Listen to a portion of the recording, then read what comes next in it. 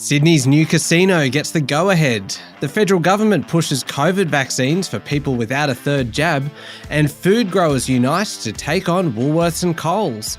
It's Thursday, the 23rd of June, 2022. Welcome to Fear and Greed, Australia's most popular business podcast. I'm Michael Thompson, and good morning, Sean Aylmer. Good morning, Michael. It's Thursday, Safe Word Day. It is Safe Word Day. Do you reckon at some point Safe Word Day will just replace the word Thursday in our vocabulary? Maybe, possibly. In our vocabulary, yeah. I'm not sure about anyone else's. No, it's probably has limited broad appeal.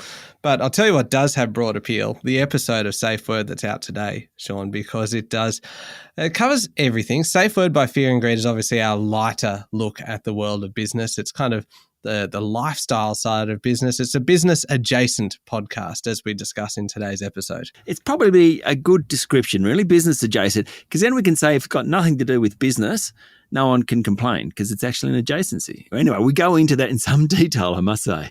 We do indeed. And I think my favourite conversation is about what to do if you have a bad apple on your team at work, which obviously leads to then the discussion of who is the bad apple within the Fear and Greed team, which leads to possibly one of the most uncomfortable conversations I've ever heard between you and our Fear and Greed colleague, Adam Lang. So it is worth listening to Safe Word by Fear and Greed just for that. Now, just as a bit of a reminder, Safe Word no longer comes out on Sunday as part of the main Fear and Greed playlist. So if you want to listen to it, and look, I'm sure you do, you have to search for it. It is available wherever you listen to podcasts. Just look for Safe Word by Fear and Greed.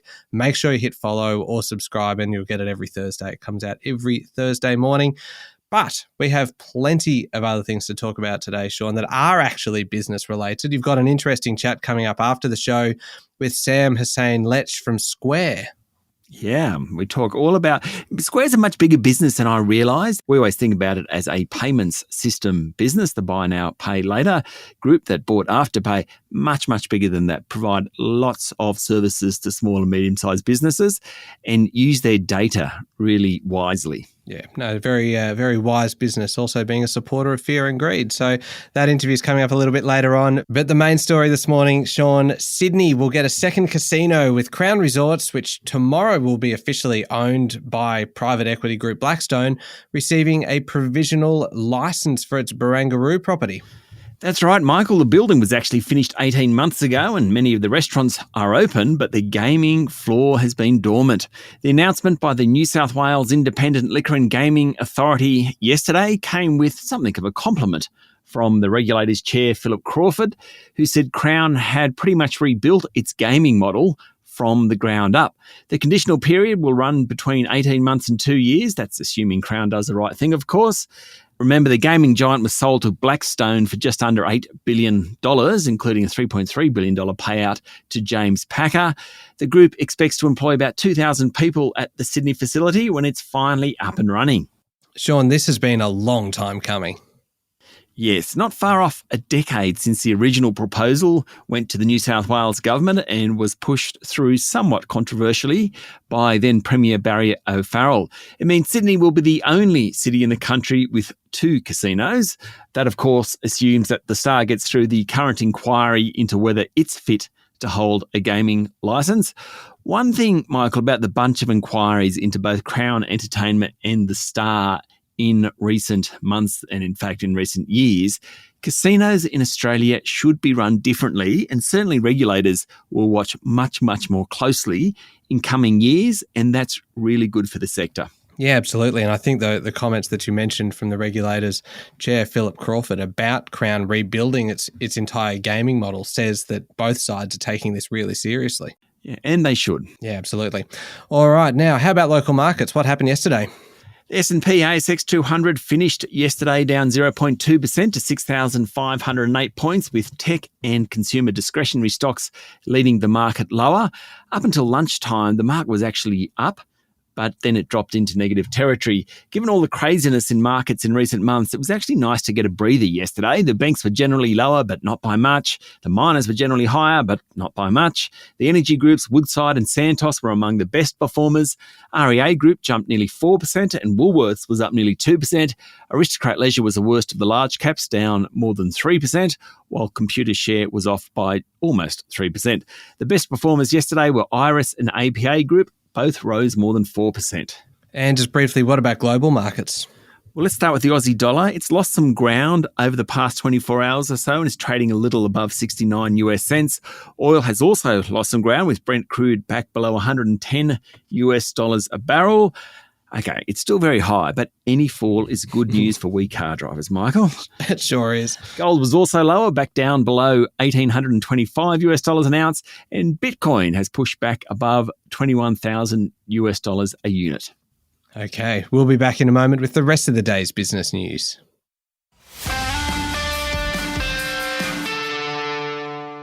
Sean, the Australian Energy Market Operator is lifting its suspension of the national electricity market.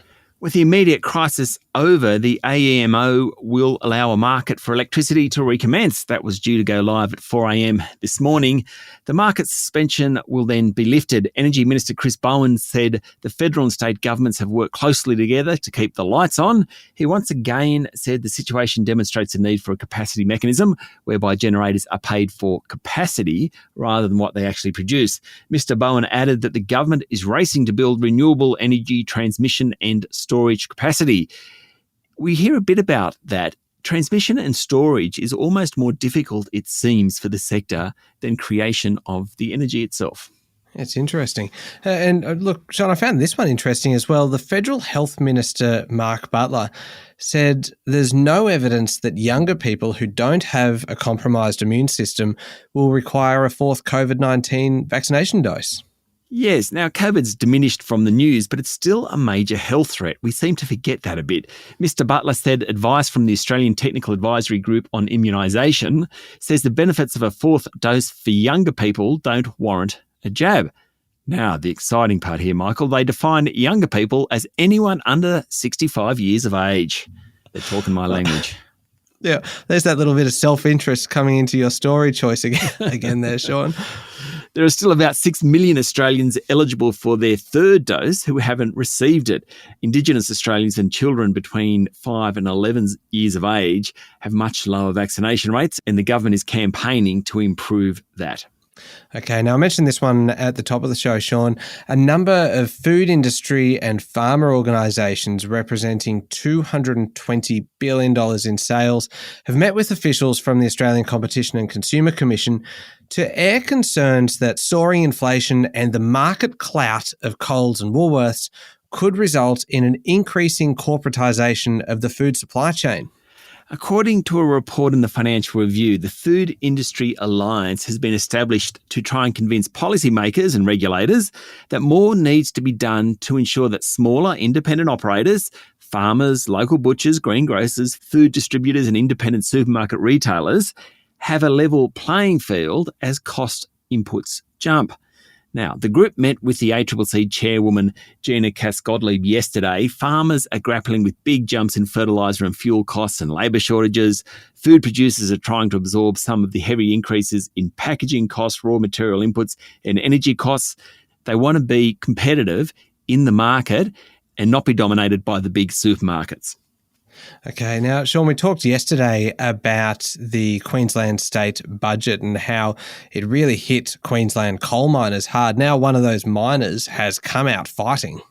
That's right. The coal miners will have to pay much higher royalties after the budget on Tuesday, and that sent share prices tumbling, including a 10% drop by Stanmore Resources.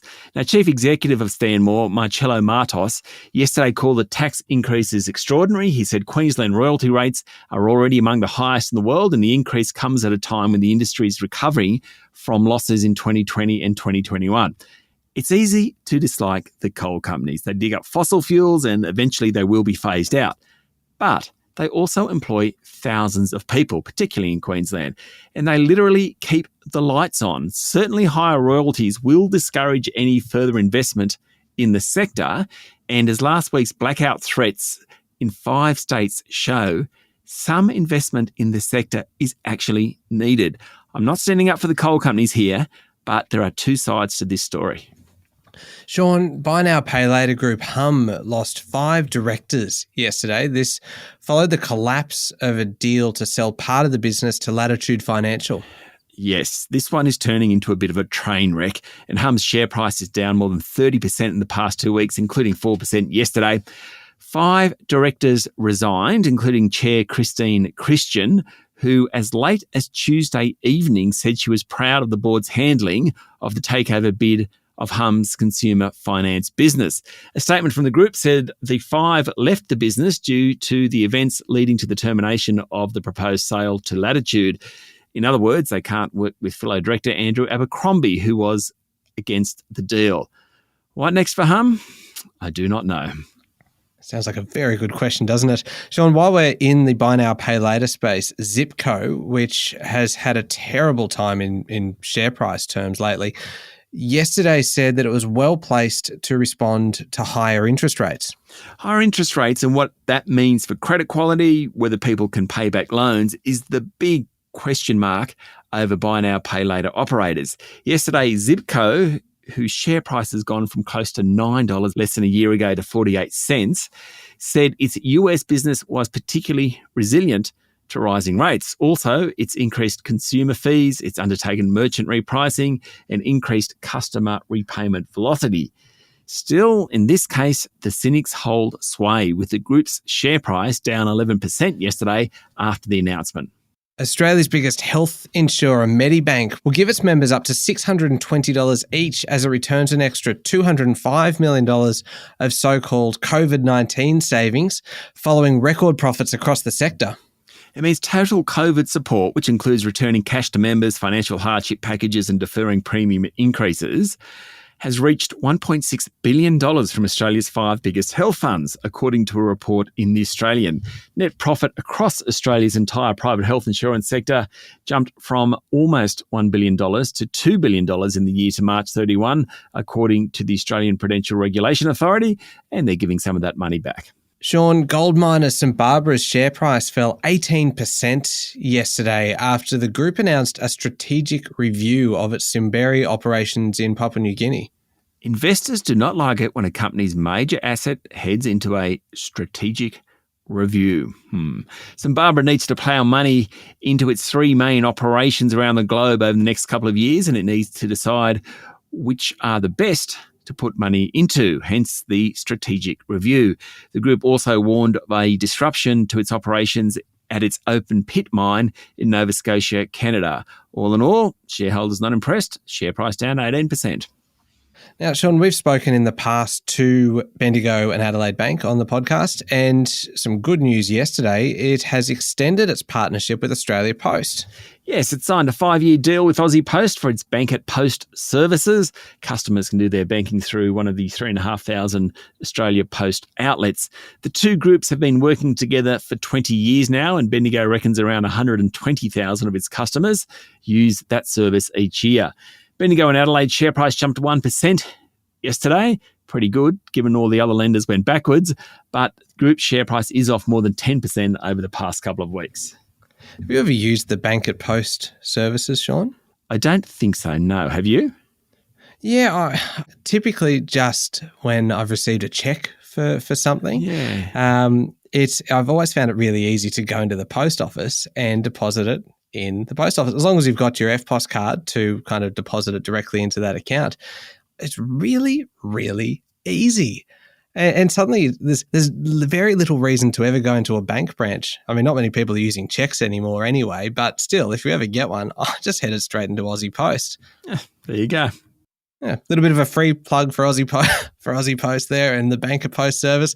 Moving on, Sean, a survey by the highly respected Lowy Institute has found that only 12% of Australians trust China.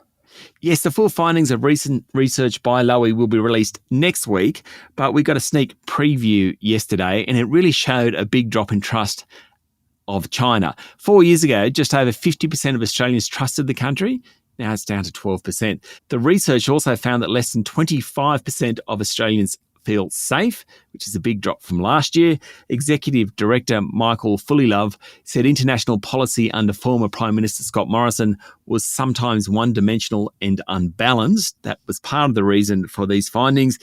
He then added that current Prime Minister Anthony Albanese will need to be very busy and he needs to be able to get on with the Americans. Well, the Prime Minister's already shown that he's got a bit of a focus on international relations, so let's see how it all plays out.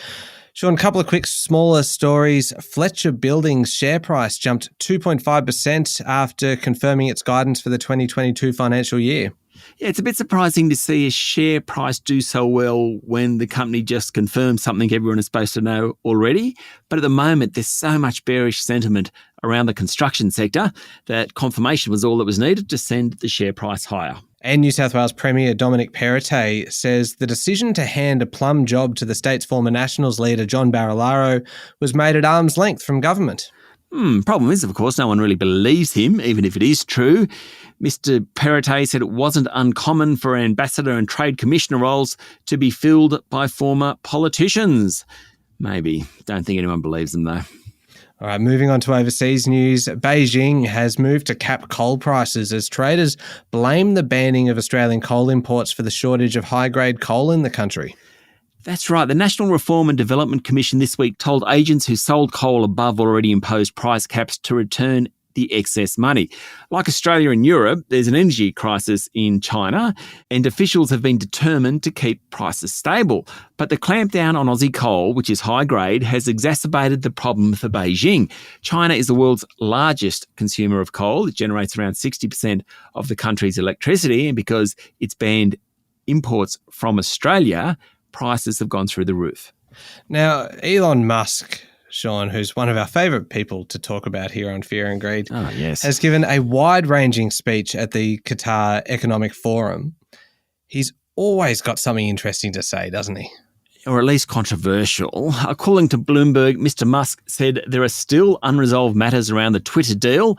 Last month he said he was putting the takeover on hold, even though he can't really do that given he's made a bid. Mr. Musk also said a US recession was inevitable at some point, and his electric vehicle group, Tesla, will be reducing its salaried workforce by about 10%. The group's biggest challenge is supply chain constraints. Then Mr. Musk shifted into geopolitics, praising Chinese companies and saying he's undecided whether to support Donald Trump if he runs for president again in 2024. That was a very wide-ranging speech, wasn't it? He covered a lot of ground. He has become one of those people that seems to be allowed to talk about anything and everyone listens, even if he has no idea about it. That's a very brutal assessment, but it may well be accurate. And Sean, inflation in the United Kingdom has hit yet another 4-decade high. There were price increases in pretty much everything from fuel and electricity through to food and beverages.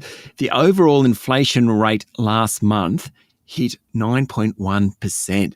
The Bank of England is forecasting price gains will surge above 11% in October. It actually makes Australia look pretty good. All right, now up next is the Fear and Greed Daily interview with Sam Hussein-Lech from Square. That's right, and as we mentioned at the top of the show, it was mostly about the services offered to small and medium-sized businesses, including Square Loans, and how they use data to help out SMEs. All right, that's coming up next in the Fear and Greed playlist on your podcast platform or at fearandgreed.com.au. Thank you, Sean. Thank you, Michael. It's Thursday, the 23rd of June, 2022. Make sure you're following the podcast. Join us online on LinkedIn, Twitter, and Facebook. And don't forget to search for Safe Word by Fear and Greed and download the latest episode, which is out today. I'm Michael Thompson, and that was Fear and Greed. Have a great day.